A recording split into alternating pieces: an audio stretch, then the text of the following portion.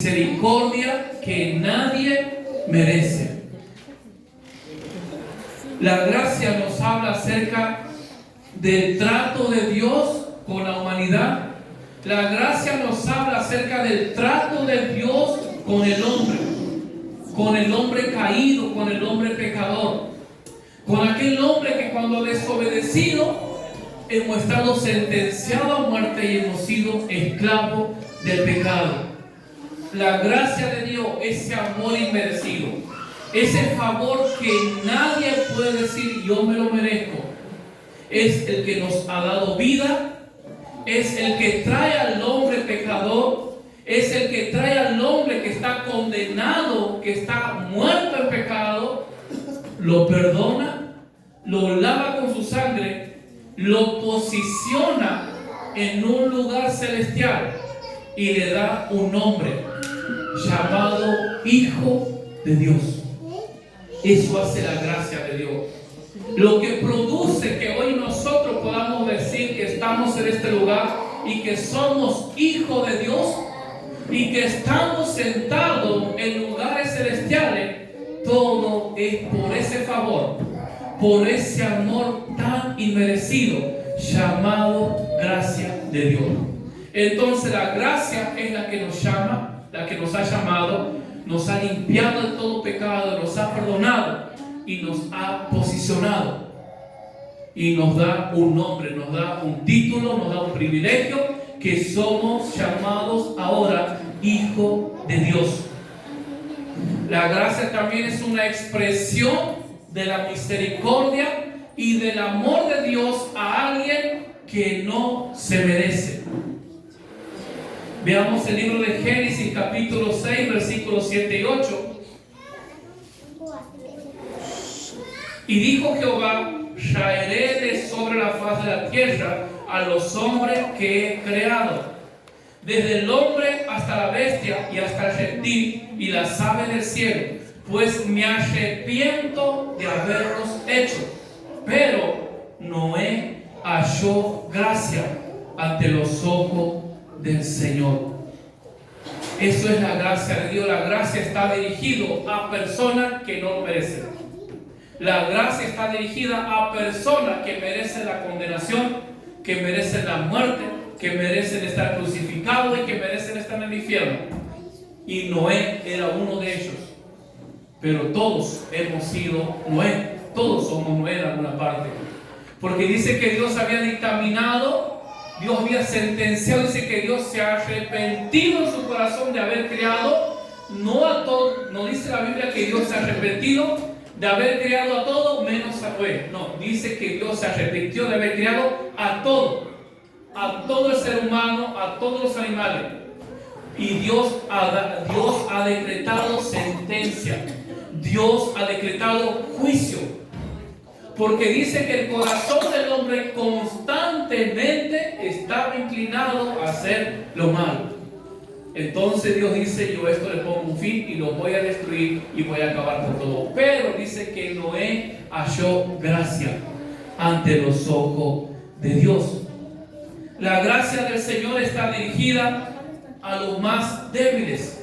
Veamos lo que dice la Biblia en el libro de Génesis capítulo 39, versículo 21.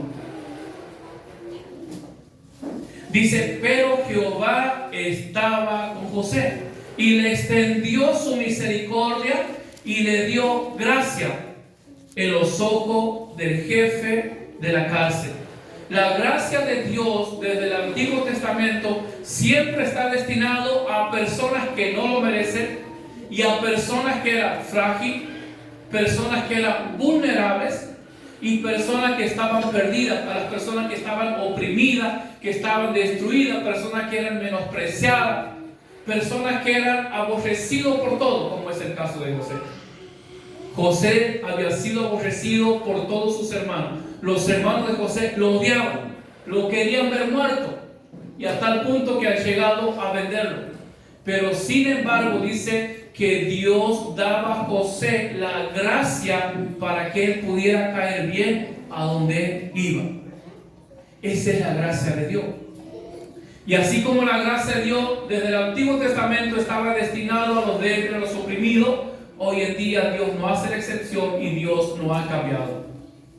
La gracia de Dios sigue siendo suficiente. La gracia de Dios sigue estando destinada e inclinada a personas como José. Personas que son menospreciadas, personas que son perseguidas, personas que son apartadas de sus familiares, personas que muchos dicen, pero ¿qué puedes ser vos en esta vida? Vos no sos nada, vos no sos nadie, nunca vas a ser nadie, nunca vas a llegar a ningún lado. Bueno, para esa persona es que la gracia de Dios está destinada. También en el libro de Éxodo capítulo 3 versículo 21 vemos un pueblo esclavo que Dios le da esperanza de liberación. Éxodo capítulo 3 versículo 21 dice: y yo daré a este pueblo gracia en los ojos de los egipcios, para que cuando salgáis no vayáis con las manos vacías. Este pueblo, que es el pueblo de Israel, estaba siendo esclavo en Egipto. Eran maltratados, eran sometidos a trabajos pesados, a trabajos forzosos, les faltaba el alimento, como un esclavo. Pero Dios extiende su gracia, Dios extiende su amor, ese amor inmerecido, y le dice: yo daré gracia al pueblo de Israel ante Egipto, para que ustedes no se vayan con las manos vacías. Entonces, cuando Dios saca al pueblo de Israel de Egipto, dice que los egipcios le dieron joya, le dieron oro, de toda clase de bienes. Ellos salieron ricos, ellos salieron millonarios. De no haber tenido nada, salieron con las manos llenas. La gracia de Dios cambia. Escuche, la gracia de Dios transforma circunstancias que han sido establecidas.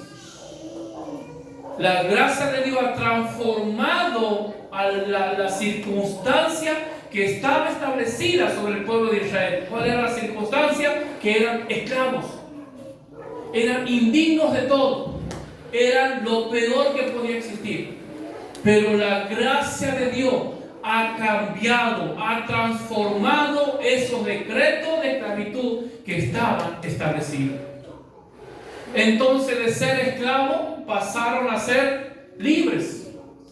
Y lo que los humillaban a ellos han terminado siendo humillados. Israel era esclavo, pero Dios, en su gracia, en ese amor inmerecido, porque ellos no lo merecían, Dios le da la libertad. Y a Faraón y a todo su ejército que los oprimía y que era la superpotencia del mundo en aquel tiempo, Dios los ha terminado humillando. Por eso, hermano, es importante que en cualquier circunstancia, en cualquier problema, cualquier dificultad que estemos pasando, debemos confiar y debemos esperar en la gracia de Dios. Porque la gracia de Dios es la que tiene el poder para cambiar tu circunstancia. La gracia de Dios es la que tiene el poder para cambiar tu vida, para transformar tu mente, transformar tu corazón, transformar tus pensamientos. Es la gracia de Dios. Es la gracia de Dios la que, cuando estamos hundidos, llenos de tristeza, llenos de angustia, llenos de dolor y sin esperanza, la gracia de Dios viene sobre nuestra vida y cambia toda circunstancia. Y en lugar de tristeza nos da gozo. En lugar de angustia nos da alegría, nos llena de su Espíritu Santo, porque eso es lo que hace la gracia de Dios. Trastorna, cambia, transforma lo establecido.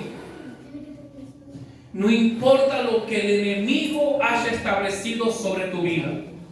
No importa los problemas que se hayan establecido en tu vida, en tus circunstancias, en tu economía, en tu salud, en tu mente. La gracia de Dios es más que suficiente y tiene el poder para cambiar todo. La gracia de Dios puede cambiar tu vida. La gracia de Dios puede cambiar tu matrimonio, tu familia, tus hijos.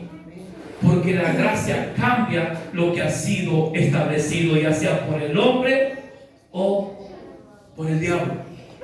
Entonces, cuando nosotros vemos que el pueblo de Israel ha salido adelante siendo esclavos, siendo los miserables, han salido en libertad, han salido siendo ricos, siendo millonarios y con una esperanza hacia la tierra prometida.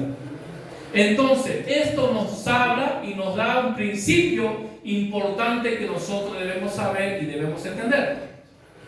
Que no se trata de nuestro esfuerzo, no se trata de nuestra voluntad, no se trata que tan fuertes seamos, que tan entendidos, que tan sabios, que tan buenos nos podemos llegar a considerar.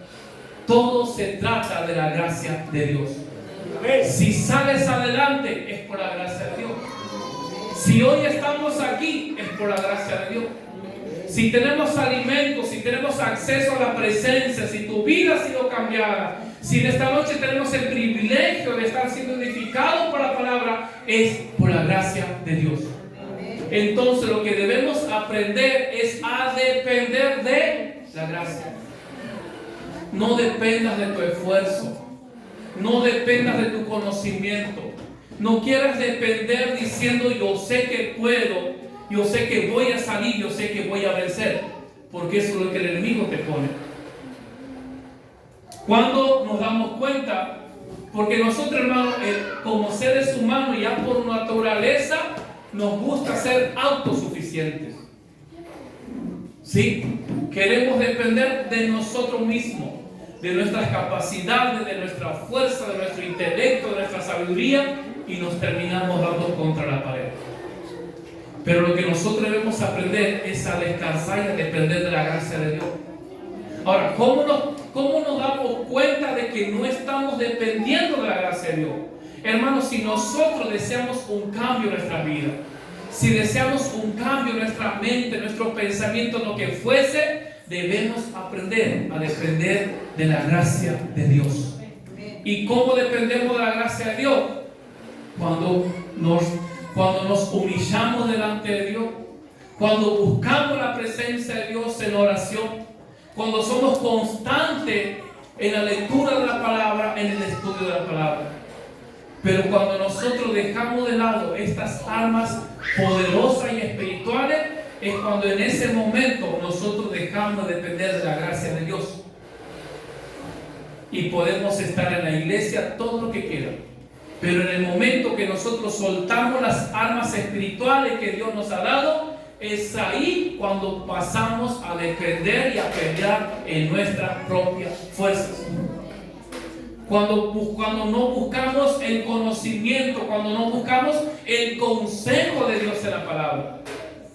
Cuando estoy por tomar una decisión, ya sea emocional, sentimental, y no nos paramos un poco y decir, ¿qué dice la Biblia?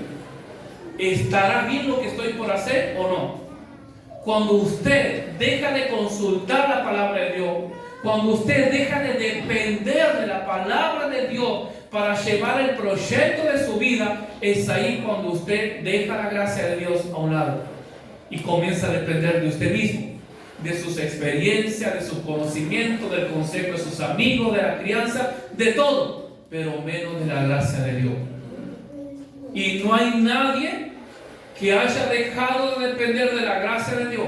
No hay nadie que haya dejado de depender, de buscar el consejo de la palabra y que le haya ido bien.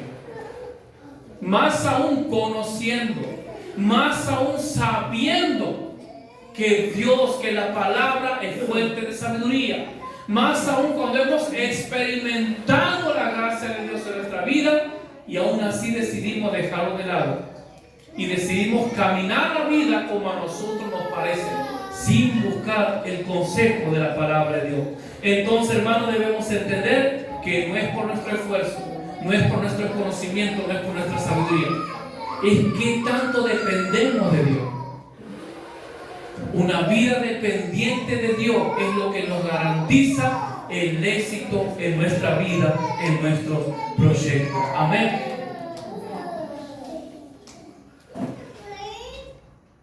Cuando nosotros vemos en la Biblia, más en el Antiguo Testamento, son muy pocas las veces en lo que se usa el término gracia. no se lo usa exactamente de manera directa del tema que nosotros estamos hablando, pero la gracia de Dios abunda en toda la Biblia. Si nosotros vamos al libro de Génesis, y por cada libro, por cada palabra, por cada suceso, por cada acontecimiento, nosotros podemos ver la gracia de Dios reflejada. Cuando el hombre desobedece, Dios en su gracia dice que Dios los ha vestido. Dios en su gracia ha decidido mandar a su hijo para morir en la cruz. Dios en su gracia ha perdonado a Noé. Dios en su gracia llamó a Abraham, y Dios en su gracia ha creado a una nación llamada Israel, y los ha creado y los ha llamado como un pueblo santo y escogido de Dios. Es la gracia de Dios. Y esa gracia, hermano, es la que nosotros podemos ver por toda la Biblia.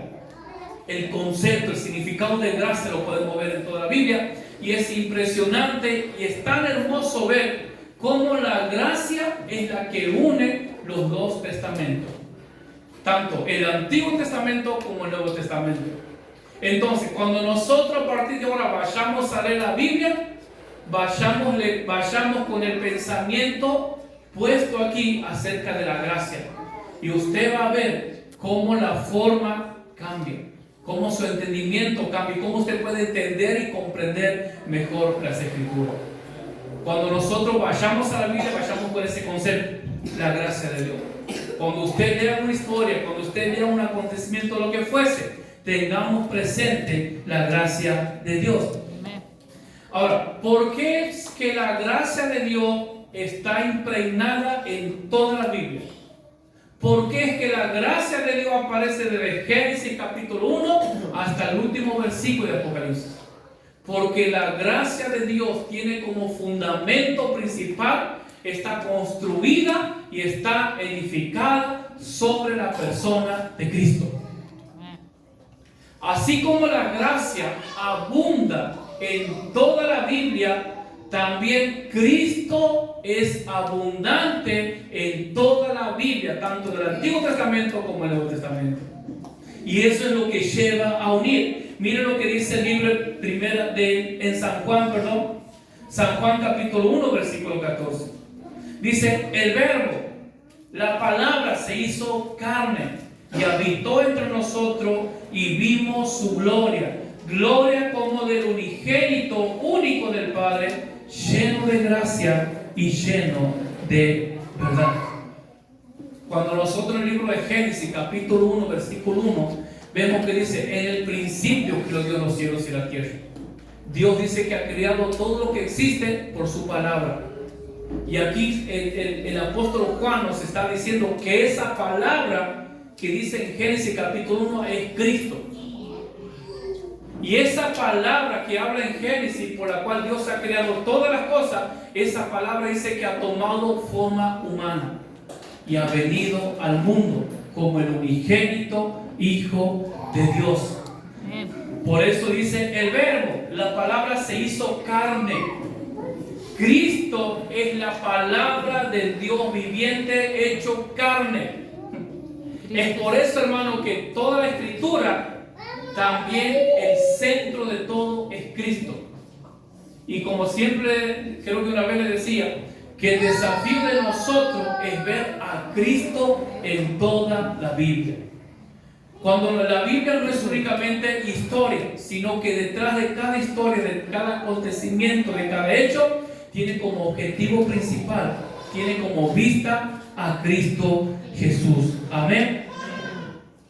Entonces, entendemos que la gracia de Dios está destinada a personas que no se lo merecen, y que la gracia de Dios tiene como fundamento a Cristo.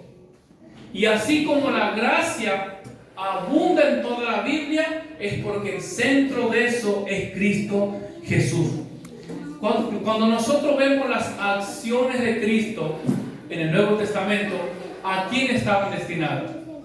Las acciones de Cristo, lo que Cristo hacía, lo que Él llevaba a cabo, su ministerio, no estaba destinado a personas fuertes, no estaba destinado a lo más elocuente, sino que el Evangelio de Cristo es evangelio de gracia, de amor, de favor inmerecido, estaba destinado para los más débiles, para los marginados, para los pobres, para los ciegos, para los sordos. Mire lo que dice la Biblia en el libro de Mateo, capítulo 11, versículo 5.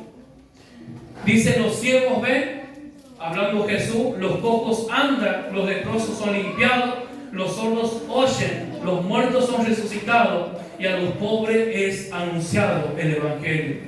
Lucas 4:18, Jesús dice: el Espíritu del Señor, dice Jesús, está sobre mí, por cuanto me ha ungido y me ha enviado a predicar las buenas nuevas, romper ligaduras, sanar a los enfermos, libertar a los oprimidos, levantar al caído, resucitar muertos. Eso en Cristo, en el ministerio de Cristo, en la obra de Cristo, lo que Cristo hacía, eso es todo gracia de Dios. Cada persona que Cristo ha sanado no es que ellos se lo merecían. Cada enfermo que Cristo ha sanado, cada muerto que Cristo ha resucitado, no es que ellos se lo merecían. Era la gracia de Dios sobre su vida. Era la gracia de Dios sanándolos. Era la gracia de Dios rompiendo las cadenas. Era la gracia de Dios sacando los demonios que los atormentaban. Era la gracia de Dios a través de Cristo sacando la tristeza, sacando la angustia, sacando el dolor. Era la gracia de Dios manifestada en la persona de Cristo. Por eso también, cuando usted se sienta mal y usted diga: che, pero yo no soy tan elocuente, yo no soy una persona tan inteligente que, digamos, me cuesta entender la palabra. Para eso está la gracia de Dios. Para usted está destinado la gracia de Dios. Para nosotros, que nos sentimos débiles, frágiles, vulnerables, que a veces hasta podemos llegar a pensar: pero yo no sé qué puede hacer el Señor conmigo. Para eso está la gracia de Dios. Dice Cristo en el libro de Mateo capítulo 5, versículos 3 y 4. Dice: bienaventurados los pobres en espíritu, porque de ellos es el reino de los cielos. Bienaventurados los que lloran, porque ellos recibirán consolación. Los pobres en espíritu, los atribulados, los que viven tristes, los que viven con un corazón rendido, los que derraman lágrimas. Eso que la gente lo menosprecia, eso que la gente dice: vos no sos nadie, vos sos un miserable, vos no tienes futuro. Cristo lo llama bienaventurado. Y para esa persona es que Dios ha mandado su gracia a través de su Hijo Jesús. Amén. A través de esto, básicamente, lo que quiero que entendamos, la gracia, lo que es la gracia de Dios, es ese favor inmerecido, es ese amor que Dios nos da que no lo merecemos. La presencia que hemos sentido esta noche, el gozo que sentimos, eso es gracia de Dios y ninguno lo merecemos. Y Dios tampoco tiene la obligación de hacerlo. Él es Dios. Y Él no necesita de nosotros. No es que Dios necesita darnos de su gracia para que Él se sienta bien. Dios no necesita darnos de su gozo para que Él siga siendo. Él es Dios. Con nosotros, sin nosotros, Él es Dios. Él sigue siendo poderoso, Él sigue siendo soberano. Amén. Ahora bien, Cristo nos llama a vivir una vida de reino. Escuche, Cristo, a través de su palabra, a través del mensaje del Evangelio en toda la Biblia, nos llama a vivir una vida de reino. Vida de reino. Y la vida del reino que Cristo nos ofrece, que Cristo nos llama a vivir, está fundamentada, está construida sobre la gracia de Dios. No se trta que tanto podamos hacer, no se trata que tanto podamos trabajar o que tanto podamos sacrificarnos para Dios. Eso no sirve y no cuenta para nada. Eso es nada, eso es miseria delante de Dios. ¿Por qué, hermano? Porque nosotros con nuestras obras no nos ganamos el favor de Dios. No es que porque nosotros nos sacrifiquemos y nos esforcemos vamos a encontrar mayor gracia. No. No es por obras, dice Pablo en Efesios, para que nadie se gloríe. No es que nosotros tenemos que hacer algo bueno, y Dios me va a premiar o Dios me va a dar su gracia. No, no es por gracia. Es a nosotros, débiles, pecadores, que caemos todos los días, que nos equivocamos constantemente, que pecamos constantemente, que constantemente queremos apartarnos de Dios, que constantemente queremos desentendernos de la voluntad de Dios. Para nosotros es la gracia de Dios, porque no lo merecemos. Pero Cristo nos llama a vivir una vida de reino fundamentada en la gracia. Ahora bien, cuando digo una vida del reino, estoy hablando de una vida completamente ajena, completamente separada de lo que es este mundo. Y ese es el gran problema de muchos de nosotros, que queremos vivir una vida del reino, pero sin apartarnos del mundo, sin separarnos del mundo, o sin sacar el mundo de nosotros. Y queremos vivir una vida de gracia, queremos vivir una vida de reino. Pero Cristo Jesús nos llama a vivir una vida de reino fundamentado en la gracia. Y solo aquellas personas que toman la decisión de abandonar este mundo, de agradar a Dios, de buscar su presencia, de apartarse del pecado, de apartarse de toda maldad, de todo fruto de la carne, solo aquellas personas pueden disfrutar de una vida de reino. Y a esas personas es que la gracia de Dios los sostiene. A esas personas que a pesar que seguimos siendo débiles, que a pesar que seguimos siendo vulnerables, que a pesar que el pecado nos sigue dominando muchas veces, que a pesar que el pecado en muchas áreas todavía nos gana, pero aún así nos humillamos y decimos: Señor, por favor, perdóname. Señor, sé que he pecado. Y confesamos nuestros pecados, nos levantamos y seguimos adelante. La gracia de Dios no nos habilita para pecar. La gracia de Dios no nos habilita para decir: bueno, yo voy a pecar, total, Dios me va a perdonar. Todavía no conoces la gracia de Dios. Porque la gracia de Dios te cambia tu mente. Si realmente has tenido un encuentro con Cristo, si realmente la gracia de Dios está en tu vida, usted nunca va a pensar: yo voy a pecar, total, Dios me va a perdonar de nuevo. Usted todavía no ha conocido a Cristo. Usted todavía no ha conocido la gracia de Dios. Porque la gracia de Dios nos capacita. La gracia de Dios nos da el poder, nos da la fuerza para enfrentar el pecado, para luchar y para vencer y vivir una vida de victoria. Por eso siempre digo, hermano, que delante de Dios no hay excusa. Nosotros pecamos porque queremos y porque nos gusta. Pero para eso dice que Dios nos ha dado espíritu de poder, espíritu de dominio propio, para que a través de la gracia de Dios que nos capacita, podamos resistir, podamos vencer y podamos vivir una vida en victoria. Una vida de reino está por encima de los merecimientos personales. Aquí viene otro problema. Una vida de reino está por encima. ¿Por dónde? Por encima de nuestras propias convicciones, de lo que nosotros creemos que nos merecemos. El problema de nosotros, hermanos, es que creemos que nos merecemos todo. Y la gracia de Dios nos dice: vos no te mereces nada. Pero el problema de nosotros es que nosotros exigimos, que nosotros demandamos, ¿no? Es que a mí me tiene que respetar, es que a mí me tiene que amar, es que a mí me tiene que tratar bien, es que a mí me tiene que hacer esto y lo otro, porque yo me merezco, porque soy buena persona, porque yo no hago mal a nadie. ¿Usted ha escuchado eso? Yo no hago mal a nadie, entonces nadie me tiene por qué me ataca. Ese es el problema. Ese es el problema. Dice, una vida del reino está por encima de lo que nosotros consideramos que nos merecemos. Cuando nosotros tenemos el pensamiento y creemos que nos merecemos todo, es porque todavía no estás viviendo la vida del reino. Porque una vida del reino significa que estamos por encima o por debajo. Una vida del reino significa que estamos por encima de todo.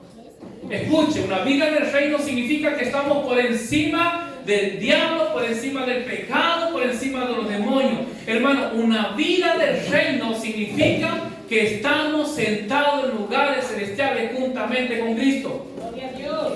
Pero el diablo nos ha hecho creer que en realidad lo que a nosotros nos hace bien es exigir, es demandar y creer que lo merecemos todo. Pero ese es el pensamiento del mundo. Eso es lo que el mundo piensa, esa es la forma como el mundo razona. Nosotros, dice Cristo, Cristo dice, si a mí, dice Cristo, me han menospreciado, si a mí me han perseguido, si a mí me han escupido, si a mí me han humillado, si a mí me han avergonzado, ¿cuánto más lo harán con vosotros? Eso es evangelio verdadero. Eso es evangelio del reino. Eso es una vida del reino. Cuando usted tiene que aguantar, cuando usted tiene que soportar. ¿Sabe por qué nos enojamos cuando no nos invitan a un cumpleaños? ¿Qué problema cuando no nos invitan a no? Ah, mira, se han cortado solo.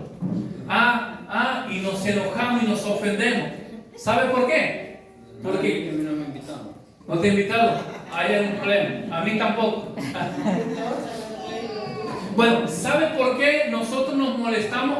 Pero mira, y va con el hermano, ¿y por qué conmigo no? ¿Sabe por qué? Porque esa es la clara evidencia de la naturaleza pecaminosa, del orgullo, de creer que nos merecemos. En otras palabras, lo que yo estoy diciendo es que yo merezco que a mí me invite. Yo tengo que estar ahí. ¿Cómo no me va a invitar a mí?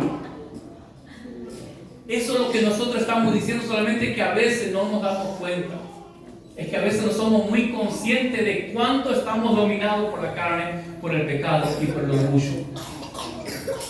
Sencillamente nos ofendemos porque nosotros creemos que yo me merezco estar ahí, yo me merezco ser invitado y me merezco que me atiendan.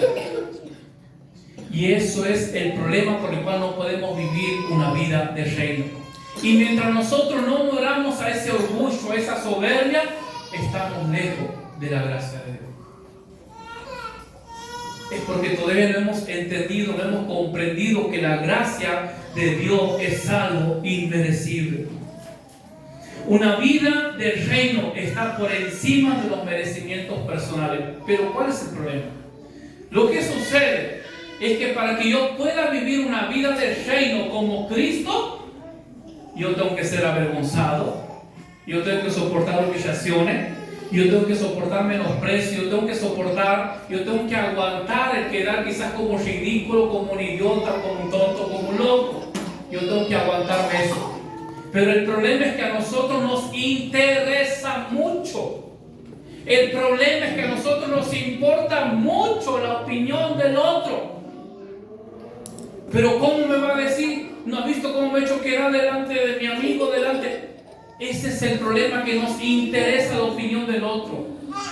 Y por eso nos enojamos y nos molestamos. Pero si realmente quieres vivir una vida del reino, vas a tener que aguantar, vas a tener que soportar como Cristo lo ha hecho. Si a Cristo lo han humillado, lo han menospreciado, si a Cristo los familiares no lo querían, lo han corrido de la casa, ¿quién somos nosotros para que no lo hagan con nosotros? Es más, dice el apóstol que nosotros debemos gozarnos cuando esto pase. Que debemos gozarnos cuando nos humillen, cuando nos vituperen, cuando nos critiquen, cuando nos corran, cuando nos hagan al menos que digan, vos estás loco, vos estás tonto, vos sos un idiota. Debemos gozarnos, dice, porque estamos siendo partícipes de los sufrimientos de Cristo. Y si estamos siendo partícipes de los sufrimientos de Cristo, es porque también vamos a ser partícipes de la gloria de Cristo. Vamos a ser partícipes del reino de Cristo, de su gobierno, de su paz. Denle un aplauso al Señor.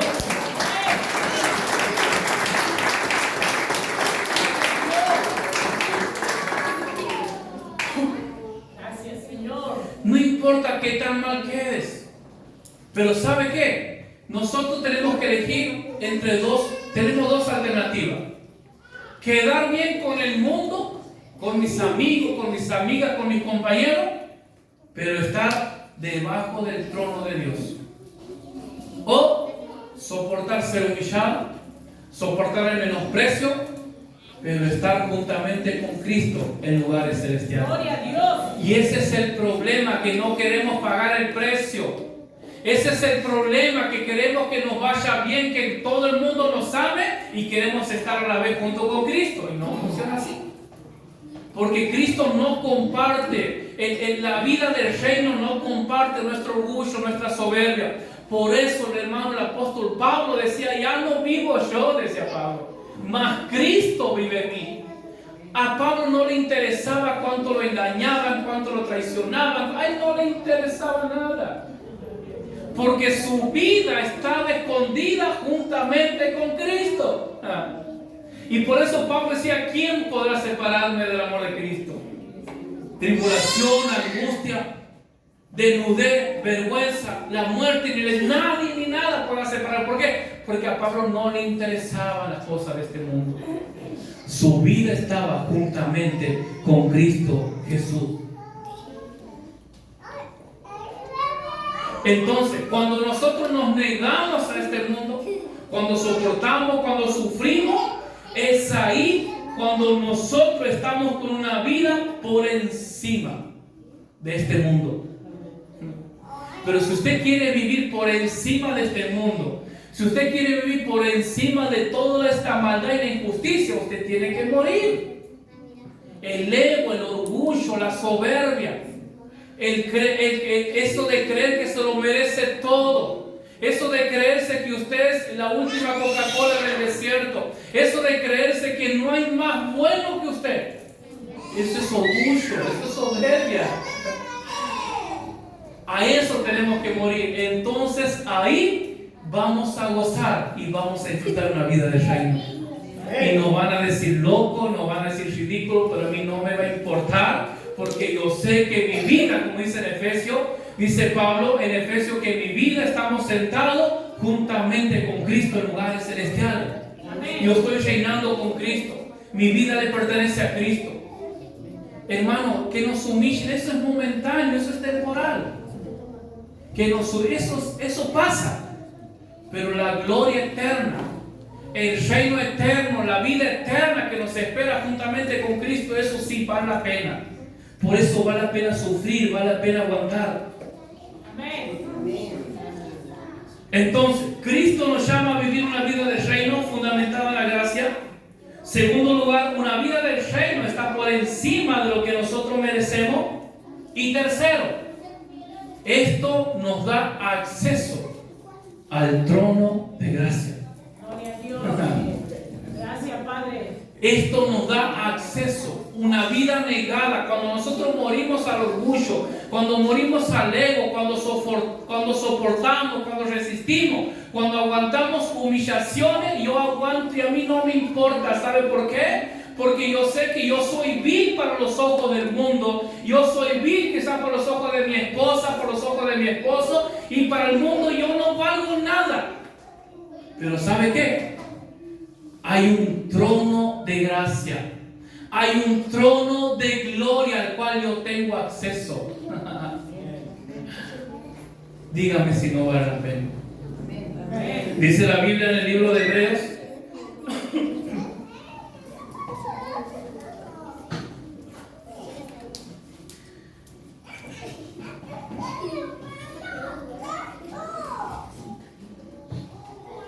Bueno, eso dice la Biblia en el libro de Hebreos. Hebreos capítulo 4, versículo 16. Dice el escritor a los hebreos: acerquémonos. Escuche. Acerquémonos confiadamente al trono de la gracia, para alcanzar misericordia y hallar gracia para el oportuno socorro. Cuando nosotros morimos al ego, morimos al yo, a la soberbia y a la víctima, cuando dejamos de hacernos la víctima, cuando nos negamos a este mundo y soportamos y sufrimos, tenemos el acceso al trono de gracia, al trono de gloria. En la antigüedad los reyes, cuando habla al trono, habla al asiento, al lugar, al sillón, donde los reyes se sentaban. Y desde ese trono los reyes juzgaban. Desde ese trono salía vida, salía muerte, salía bendición, todo salía de ese trono. Pero en la antigüedad, cuando nosotros vemos en la Biblia, no toda persona, mejor dicho, no cualquiera tenía acceso al trono de un rey. Solamente sus allegados, sus consejeros, sus príncipes, sus hijos tienen acceso, pero no todos. Pero sin embargo, el autor de los Hebreos dice que podemos acercarnos confiadamente al trono de la gracia. Usted se imagina lo que debe ser el trono de gracia. Usted imagínese, por ejemplo, que usted le diga, mire, usted a partir de mañana, usted tiene acceso a la oficina del presidente. Todas sus necesidades, todos sus problemas, usted vaya directamente a la oficina del presidente y usted va a tener la solución. Un presidente miserable, humano y pecador como nosotros, que nos puede solucionar muchísimas cosas. ¿Cuánto más que la Biblia dice que nosotros tenemos acceso al trono de Dios y lo describe como un trono de gracia? ¿Y qué es la gracia? ¿Qué encontramos nosotros en la gracia? Todo lo que nosotros no merecemos. Todo lo que usted y yo no merecemos lo podemos encontrar en el trono de gracia. Es por eso que podemos acercarnos confiadamente, porque es un trono de gracia. Por eso podemos acercarnos confiadamente, aunque hayamos pecado, aunque hayamos equivocado, aunque nos hayamos alejado, aunque hemos hecho muchas cosas malas, pero podemos ir confiadamente en el nombre de Cristo, y porque es un trono de gracia. Usted imagínese que le diga, mire, usted tiene acceso a una oficina financiera, y en esa oficina financiera está todo el dinero y toda la riqueza del mundo que usted puede imaginarse. Entonces, usted cuando tenga un problema financiero, usted va a ir a la oficina y usted va a salir con sus problemas resueltos. Ahora piense y medite cuando nos acercamos al trono de gracia. Entonces podemos encontrar y recibir todo lo que necesitamos. Encima que lo necesitamos, no lo merecemos. Necesitamos paz, necesitamos gozo, necesitamos tranquilidad, necesitamos perdón de pecado porque nos equivocamos todos los días. Necesitamos el poder del Espíritu Santo, necesitamos la unción del Espíritu Santo, necesitamos la sabiduría de Dios en nuestra vida, necesitamos la palabra, el conocimiento para discernir. Todas esas necesidades las tenemos. Y ¿sabe qué? Todo eso tenemos acceso ante el trono. ¿Y por qué tenemos acceso? Porque nada de eso lo merecemos. Pero si usted cree que usted merece todas esas cosas, usted no tiene acceso al trono. Porque el trono es únicamente el acceso para aquellos que no se lo merecen. ¿Se da cuenta por qué el orgullo, por qué la soberbia no tiene acceso al trono de Dios? Y muchas veces la miseria espiritual que nosotros tenemos, muchas veces la miseria en la cual nos encontramos se debe a eso, que estamos sin acceso al trono de gracia, porque hay una soberbia, porque hay un orgullo que no nos permite acceder. ¿Por qué? Porque nosotros queremos acercarnos y el Señor dice, no, disculpa, esto no es para vos. Esto es únicamente para los que no se lo merecen. Este es únicamente para el pecador, para el débil, para el que llora, para el que es frágil, para el que dice yo lucho con la carne, para eso es. Para vos no necesitas aquí. Pero aquellas personas que se humillan, aquellas personas que reconocen sus debilidades, sus pecados, sus miserias espirituales, podemos encontrar, podemos acercarnos, dice, al trono de gracia.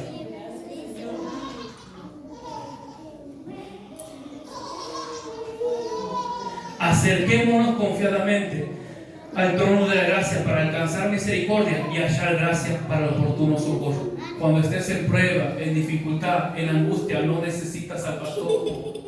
No necesitas la mano del pastor, no necesitas la oración del pastor, no necesitas la palabra del profeta, no necesitas del hermano. Usted lo único que necesita es acercarse al trono de gracia. Seamos entendidos, hermano. No seamos niños. Por eso dice Pablo, no sean niños en el modo de pensar. Maduremos. Es que el hermano miserable. Es que yo esperaba que el hermano me dé un consejo, me dé un aliento y no me ha dicho nada. Me voy de aquí. ¿Y para qué está el trono de gracia? ¿Dónde va el pastor? Por eso dice, acerquémonos confiadamente. Cuando necesites ayuda, cuando necesites cambio, cuando necesites transformación, fuerza, fortaleza, esperanza, fe, poder, todo lo que necesite, vaya al trono de gracia. Ahí va a encontrar todo lo que a usted le hace falta. Al trono de gracia. Ahora viene el problema. Siguen saliendo los problemas. Ahora vamos a ver la parte de la demanda. La gracia es un favor inmerecido, pero Dios nos da, Dios nos regala. Pero esa gracia nos demanda algo. Diga, la gracia demanda. La gracia nos demanda. De esta manera dice el apóstol Pedro en su libro Primera de Pedro.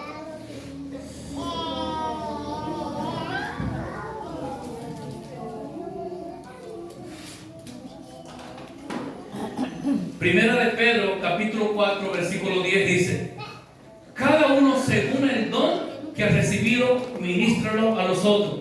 ¿Cómo? Como buenos administradores de la multiforme gracia de Dios. Es hermosa la gracia, es bonita, es preciosa, no lo merecemos y lo tengo. No merezco presentarme ante el trono de gracia, pero lo puedo hacer. Pero sin embargo, Dios nos hace responsables de ministrar, nos ha dado, mejor dicho, la responsabilidad de que nosotros podamos ministrar esa gracia.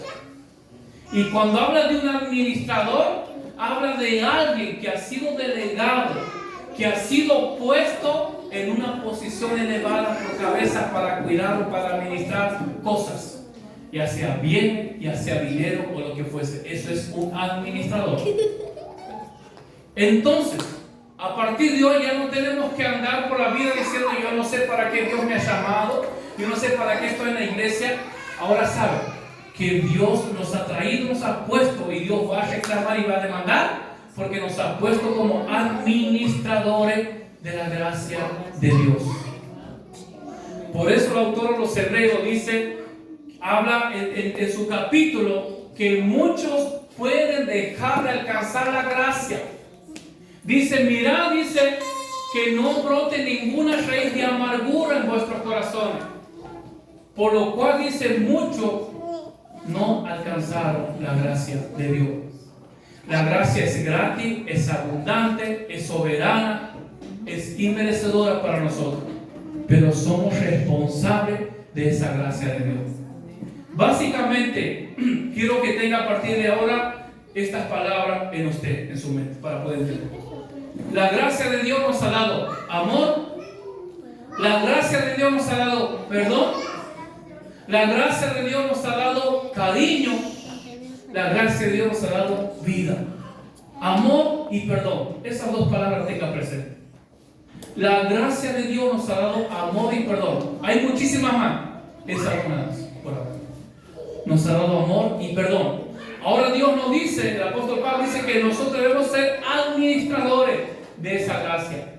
¿Y en qué consiste ser un administrador de la gracia de Dios?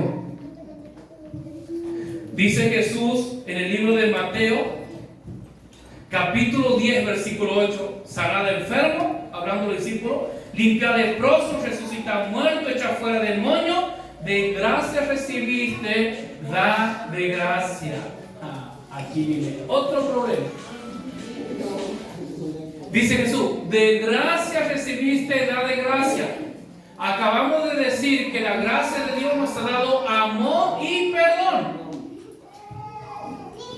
Y si Dios nos ha dado por gracia amor y perdón, ¿qué es lo que nosotros debemos hacer como buenos administradores de esta gracia? Dar amor y perdón. Es así de simple. A veces, muchas veces escuchamos a personas que dicen, bueno, que por ahí cobran para un mensaje o para cantar, y a veces nosotros por ahí sentimos impotencia y decimos, che, pero ¿cómo va a cobrar si lo ha recibido de gracia? ¿Por qué no nos da de gracia? Creo que todos en algún momento hemos pensado eso. Pero si es un don, ¿por qué tiene que cobrar si Dios le ha dado de gracia? Pero ¿sabe cuál es el problema? Que nosotros vivimos poniendo precio a lo que Dios nos ha regalado para dar a otros. Nosotros llenamos de condiciones y a veces ponemos precio muy elevado a aquello que Dios nos ha regalado.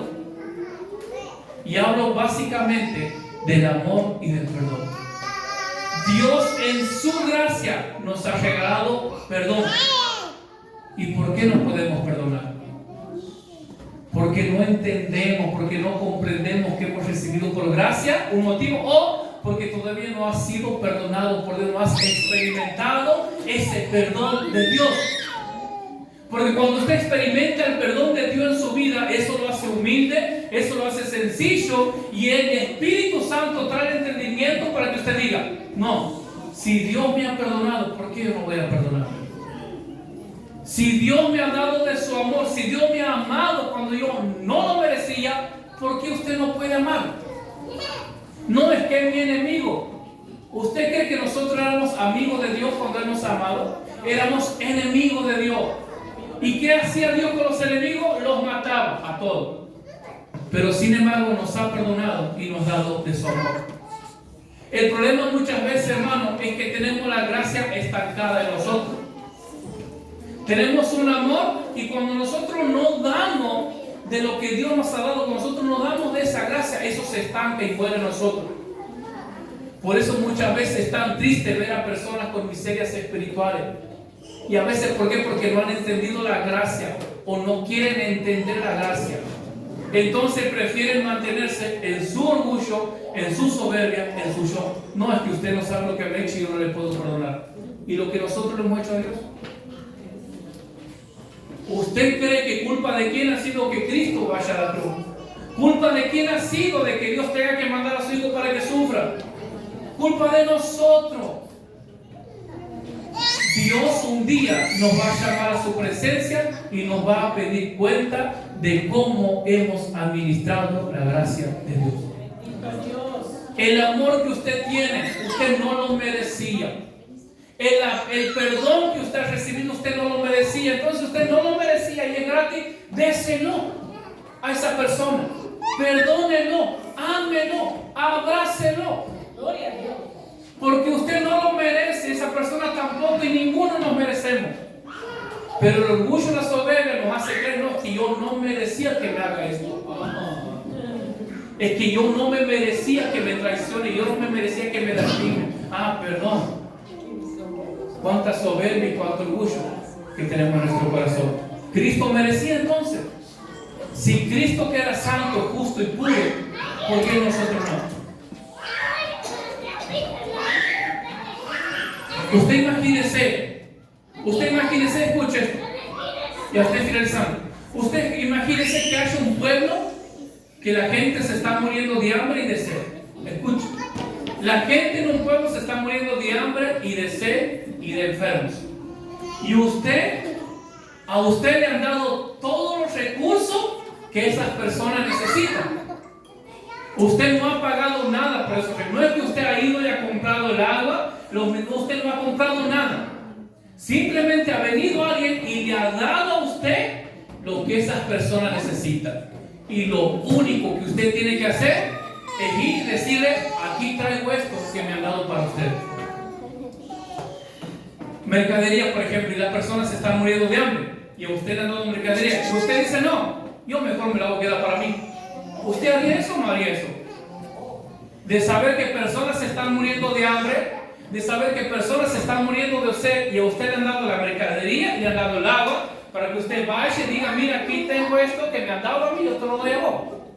¿Usted sería capaz de mezquinarle esa mercadería gratis a esa gente? ¿Y por qué lo hacemos con la gracia de Dios?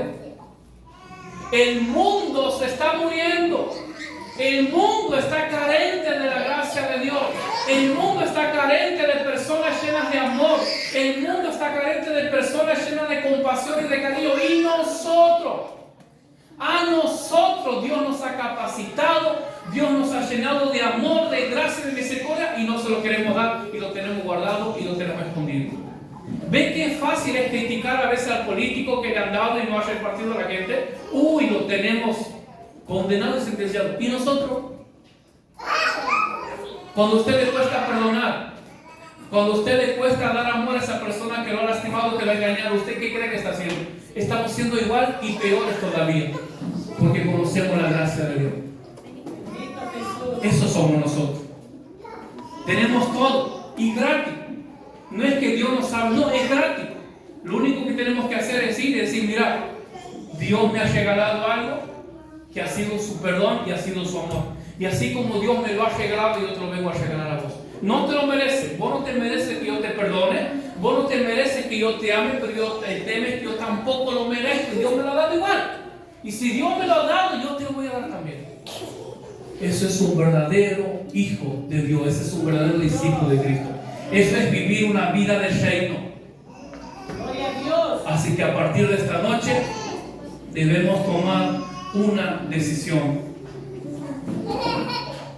Max Lucado, un escritor y predicador norteamericano, decía: gracia es tener a Dios como cirujano cardiólogo, abriéndonos el pecho, retirándonos el corazón envenenado, como está con orgullo, dolor, soberbia, y reemplazándolo con el suyo propio. Eso es gracia. Que Dios nos abre el pecho, dice este varón, nos saca ese corazón malo, perverso, lleno de orgullo, lleno de soberbia, y nos pone el corazón de Él, nos pone un corazón nuevo. Gloria a Dios. Entonces, ¿cómo estamos administrando la gracia de Dios? Dios nos va a ser responsable. Cuando usted no perdona, cuando nosotros no perdonamos, cuando le estamos demostrando amor, estamos reteniendo lo que Dios nos ha dado para dar a otro, para llegar. Por eso hay tanta miseria en tu vida, por eso no creces, por eso vives mal, angustiado, deprimido, porque estás reteniendo algo que no te pertenece. Usted imagínese que mañana venga el gobernador y diga: mira, necesito darte este millón, vete y llévale para fulano. ¿Usted sería capaz de guardárselo? No. Pero ¿por qué lo hacemos con Dios? ¿Por qué lo hacemos con el amor, con el perdón que Dios nos ha dado? Póngase de pie, por favor.